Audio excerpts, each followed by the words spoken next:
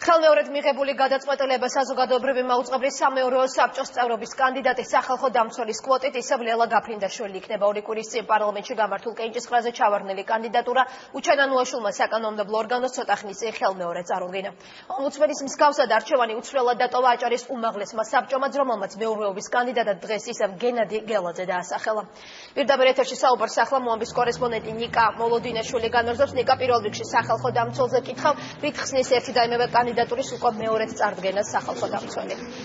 დიახთამთა როგორც უჩანანუაშვილმა განაცხადა, მან წინა შემთხვევაში, როდესაც წარადგინა ორი კანდიდატი, მარინა მუსხელიშვილი და ლელა გაფრინდაშვილი, მისთვის გაუგებარი იყო და არ იყო არგუმენტირებული თუ რატომ ეთქვა ლელა გაფრინდაშვილის კანდიდატურას უარი საკანონმდებლო ორგანოში და სწორედ ამიტომ, როგორც ნანუაშვილი აცხადებს, მან მიიღო გადაწყვეტილება, რომ კვლავ ლელა გაფრინდაშვილის კანდიდატურა დაასახელოს. მე შეგახსენებთ, რომ სახალხო დამცველს უფლება აქვს, რომ საზოგადოებრივი მაუწყებლის სამეურვეო საბჭოს წევრობის ორი კანდიდატი დაასახელოს. პირველ შემთხვევაში ორი კანდიდატიდან ერთ-ერთი მარინა მუსხელიშვილი საკანონმდებლო ორგანომ დაამტკიცა. ერთი კანდიდატი მარინა მუსხელიშვილი იქნა შერჩეული უკვე მეორედ, მაგრამ ჩვენ სამწუხაროდ ვერ მოვისმინეთ არგუმენტი თუ რის საფუძველზე ეთქვა ქალბატონ ლელა გაფრინდაშვილს უარი.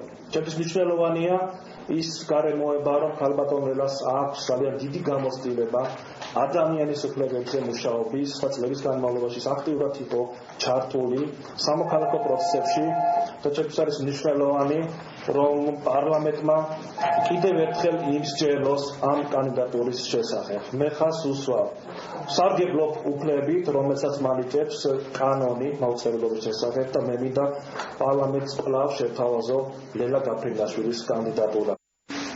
ცოტა ხნის წინ ასევე ცნობილი გახდა საპარლამენტო უმცირესობის წარმომადგენლების პოზიცია. ნაციონალური მოძრაობა კვლავ ნინია კაკაბაძის კანდიდატურას ასახელებს, ხოლო რაც შეეხება უკვე მესამე კანდიდატს, რომელიც ასევე უნდა დაასახელოს ნაციონალურმა მოძრაობამ, ამ კანდიდატურასთან დაკავშირებით ჯერჯერობით შეთანხმება მიღწეული არ არის. ცოტა ხნის წინ ასევე ჩვენ დავინტერესდით უმრავლესობის პოზიციით, როგორც უმრავლესობის ერთ-ერთმა წევრმა ანი მიროტაძემ განაცხადა, ჯერჯერობით უმრავლესობაში მხოლოდ ერთ კანდიდატთან არიან დაკავშირებით შეჯერებული. დღეს ასევე ცნობილი გახდა აჭარის ავტონომიური რესპუბლიკის უმაღლესი საბჭოს გადაწყვეტილება. მოგეხსენებათ, უმაღლეს საბჭოს აქვს უფლება, რომ ერთი წევრი დაასახელოს საზოგადოებრივი მაუწყებლის სამეურვეო საბჭოს წევრობის კანდიდატად და კვლავინდებურად, როგორც წინა შემთხვევაში, ასევე უმაღლესმა საბჭომ დაასახელა გენადი გელაძის კანდიდატურა. ვფიქრობ, რომ უმაღლეს საბჭო სწორად მოიქცა და ახლა ჯერ საქართველოს პარლამენტზეა. ჩვენ ნება არაერთხელ გამოვხატეთ და უკიდურეს ვამბობთ, რომ ერთადერთი ადამიანი, ვინც რეგიონიდან იყო წარმოდგენილი, ამასთან ერთად ვფიქრობ, რომ ერთ-ერთი საუკეთესო კანდიდატი იყო, სხვას არ ვაკნინებ, უნდა გაითვალისწინოს საქართველოს პარლამენტმა. აქედან გამომდინარე, უკვე დავუბრუნდეთ საქართველოს პარლამენტი რაც გადაწყვეტებს. ჩვენ კიდევ ერთხელ დავაყენებთ ნინია კაკაბაძის კანდიდატურას, რომელიც გამოირჩევა თავის პრინციპულობითა და მიუკერძოებლობით. ახსოვთ ალბათ თქვენს, ის საკმაოდ კრიტიკულ მომენტებში უბრალოდ საკმაოდ პრინციპულ პოზიციას იკავებდა და ჩვენს მიმართაც საკმაოდ კრიტიკული იყო არაერთხელ. გვიან ჩავერთეთ ამ პროცესში და ამიტომ მიმდინარეობს კონსულტაციები და ჩამოყალიბდებით მესამე კანდიდატურას. უმრავლესობა ამ ეტაპზე არ წარდგეს, იმიტომ რომ ჩვენ უკვე ერთი კანდიდატი წარვადგინეთ 67 კანდიდატიდან, თუმცა იქნება მეორე ტური.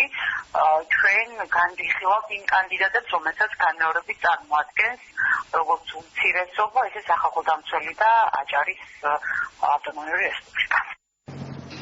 ცოტა ხნის წინ ჩვენ ვესაუბრეთ ასევე საკონკურსო კომისიის წევრებს, როგორც მოგეხსენებათ, საკონკურსო კომისიამ შეარჩია 27 კანდიდატი, რომელიც გადაუგზავნა პარლამენტს შესარჩევად. მოგეხსენებათ, რომ საპარლამენტო უმრავლესობას ჰქონდა უფლება 3 კანდიდატის დასახელების, უმცირესობას 3 კანდიდატის, 2 კანდიდატის დასახელების უფლება ჰქონდა სახალხო დამცველს, ხოლო ერთი უმაღლესი საბჭოს წევრებს აჭარის ავტონომიური რესპუბლიკის, თუმცა როგორც მოგეხსენებათ, მხოლოდ მთლიანობაში 3 კანდიდატის დამტკიცება მოხდა, როგორც საკონკურსო კომისიის წევრმა ზვიად ქორიძემ განაცხადა, მას იმედი აქვს, რომ ამ შემთხვევაში მაინც მოხდება უკვე ახალი წევრების დამტკიცება.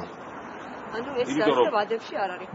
ნახეთ რომ ჯამურად მივიღეთ ესეთი ვითარება რომ საპარლამენტო ჯგუფებმა სამი კანდიდატურა საერთოდ არ დაასახელეს, არ შეარჩიეს იმ 27 კაციანი სიიდან, რომელიც ჩვენმა კომისიამ წარუდგინა პარლამენტს. ამით მათ გარკვეულწილად დაარღვიეს კანონი, დიდი გაუგებრობაა თავად პარლამენტში. დღეს ყველაფერი არის დამოკიდებული პარლამენტზე, მათ შეუძლიათ რომ ეს პროცესი დროულად დააბრუნონ ნორმალურ საკანონმდებლო ჩარჩოში.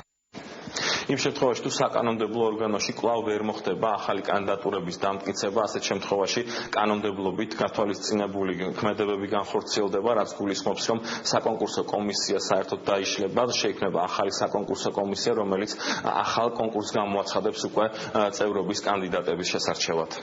სამეურვეო საბჭოების წევრობის კანდიდატებზე ნიკა მოლოდინაშვილი საუბრობდა პირდაპირ ეთერში.